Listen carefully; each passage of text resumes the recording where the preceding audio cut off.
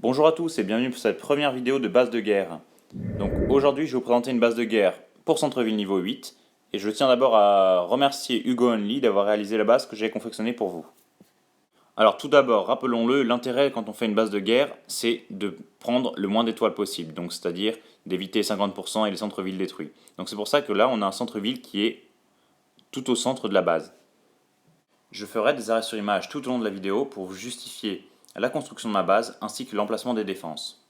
Tout d'abord, je tiens à préciser que cette base est symétrique par rapport à une droite verticale qui passe par le centre-ville, donc attaquer d'un côté, c'est-à-dire par la gauche, ou de l'autre côté par la droite, n'a pas de différence. Bon, c'est vrai que pour un centre-ville niveau 8, on n'a pas de reine et on n'a que le roi, donc c'est vrai qu'il y aura toujours un côté qui sera plus privilégié qu'un autre. Passons maintenant à la structure de la base. Donc c'est vrai que j'ai encerclé le centre-ville par des murs, ce qui devrait dissuader les troupes qui attaquent de proche en proche. Ça pourrait être les Valkyries, ça pourrait être les barbares, ça pourrait être les PK, d'aller attaquer le centre-ville. Donc considérons ces trois troupes puisque j'ai laissé un petit espace en bas. Donc c'est vrai que si ces troupes sont attirées, si elles viennent d'en bas, là où j'ai laissé le petit trou, et qu'elles sont attirées par le centre-ville, elles vont remonter. Si c'est des Valkyries et des barbares, c'est vrai qu'ils vont souffrir énormément par les bombes géantes. Les PK, ce ne sera pas le cas. En revanche, j'ai placé deux Tesla, et ces deux Tesla, c'est vrai qu'eux ont un effet très fort contre les PK, puisque leurs dégâts seront doublés. Donc c'est vrai que attaquer par le bas, ça va attirer qu'une catégorie de troupes essentiellement, et c'est vrai que ces troupes-là vont prendre énormément de dégâts. Bon, là, je vous ai donné un cas de figure où les troupes vont monter directement jusqu'au centre-ville. Sauf qu'on va se rendre compte, c'est que ces troupes-là, en question, quand elles vont attaquer au niveau du château du clan, du bas du château du clan. Et donc, c'est vrai que leur cible favorite sera plutôt d'aller vers les tours de sorciers qui seront plus proches et donc de ne pas monter juste au-dessus. Donc là, je vais vous montrer un bref replay, justement, de ce cas de figure qui sera beaucoup plus commun que l'autre. Les troupes de l'attaquant se trouvent dans le compartiment du bas, ils attaquent le château du clan, et une fois que celui-ci est détruit, on voit qu'ils vont partir de chaque côté, à gauche et à droite vers les tours de sorciers, et le peu de troupes qui vont monter vers le centre-ville vont se faire détruire par les pompes géantes. Même chose, si l'adversaire attaque par le bas, avec des troupes terrestres qui attaquent les défenses, comme par exemple les géants ou les Hog Riders, on va remarquer que dans la zone que j'ai encadrée en bleu, il n'y a aucune défense, donc c'est vrai que ces troupes n'iront pas dedans. Par contre, dans les zones que j'encadrerai en rouge, c'est là où vont se trouver les défenses les plus proches. Donc les géants et les Hog Riders vont être détournés vers ces zones rouges et donc ne vont pas aller en direction du centre-ville. Donc c'est vrai que si ils vont pas en direction du centre-ville, on aura plus de chances de le préserver et donc d'éviter de perdre une étoile en plus. On passe brièvement dans le compartiment du bas. Alors le compartiment du bas contient essentiellement des défenses de position avec des canons, tours d'archer et Tesla. Mais on remarque que les défenses splash comme les tours de sorcier et les mortiers ont dans leur portée ce compartiment. Donc c'est vrai que même si ce compartiment reste relativement classique, il n'en est pas moins solide.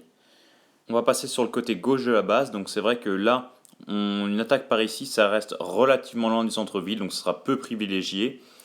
Bon, c'est vrai qu'il y a peu de défense de position, il y a juste cette tour d'archer, donc c'est vrai que ce côté va être plus particulièrement sensible aux troupes qui sont assez résistantes, comme par exemple les géants.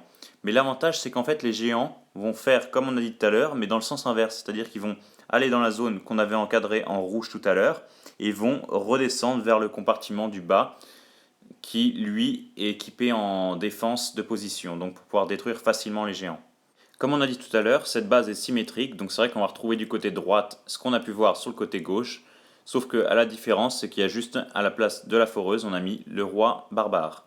On passe enfin sur le compartiment du haut, donc c'est vrai que ce compartiment du haut reste un compartiment qui est assez solide, donc c'est vrai qu'on remarque qu'il y a quand même 5 défenses de position avec 3 canons, 2 tours d'archer, 2 défenses plage qui couvrent cette zone avec les 2 mortiers, plus une tour de sorcier qui est vraiment en plein dans ce compartiment. C'est vrai que ce compartiment il a une importance aussi qui est assez élevée, puisqu'il est directement aussi en proximité avec le centre-ville, donc c'est vrai qu'il doit se défendre. Donc on peut se demander l'utilité de la sorte de chapeau qui est mis au-dessus. Donc là je vais vous montrer un petit replay pour bien que vous puissiez comprendre à quoi peut servir ce petit chapeau.